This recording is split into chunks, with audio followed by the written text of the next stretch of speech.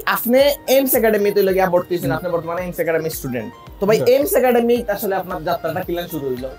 আমার ভাই বেসিক্যালি যাত্রা স্টার্ট হয়েছে, আমি খুব ডিপ্রেস আসলাম কারণ আমার একবার রিজেক্ট হয়ে গেছে। তো রিজেক্ট হওয়ার পরে আমি যখন বাদের বার যে আমি দিতাম, আমার গ্যাপও লাগিয়ে গেছে, গ্যাপের কারণে আমি আর দিতাম পারছি না।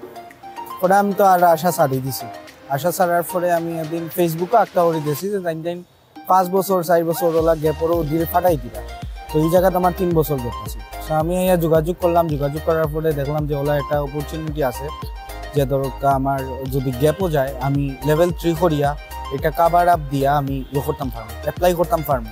তো ওটাও নিয়ে আমি ভর্তি হইলাম। আর এখন মোটামুটি আমার শেষের দিকে এখন আপনি লাগে লেভেল 3 পড়া। লেভেল 3 মানে কোন ক্ষেত্রে পড়া লাগে বা কোন ক্লাসের পরে পড়া লাগে? লেভেল 3 বাই কয়েকভাবে মানে কয়েকটা কারণে করা যায়। একটা হইলো গিয়া ধরো আপনি এসএসসি দিছেন বা ও লেভেল দিছেন, কারণ এ লেভেল দিতা 2 বছর যাইব কি, কিংবা এইচএসসি দিতে 2 বছর যাইব কি, ও ক্ষেত্রে আপনি করতে পারবা। এটা বেসিক্যালি সাপ্লিমেন্টারি হইলো গিয়া ইয়োর। আচ্ছা, তাইলে মনে করলে যদি এসএসসি পরে কেউ যদি ফেল নাও করে বা গ্যাপ নাও থাকে, হ্যাঁ কিন্তু 6 মাসে এই কোর্সটা করে কিন্তু এইচএসসি এর পরে যেন ভর্তি হইতে হয় করতে পারবে। মানে এই জায়গা প্রায় তার লগে 1.5 বছর আসলে সময়, 1.5 বছর পুরো সেভ হই যায়, মানে 1.5 বছর প্লাস টাকাও সেভ করবা, টাকাও সেভ হই যায়।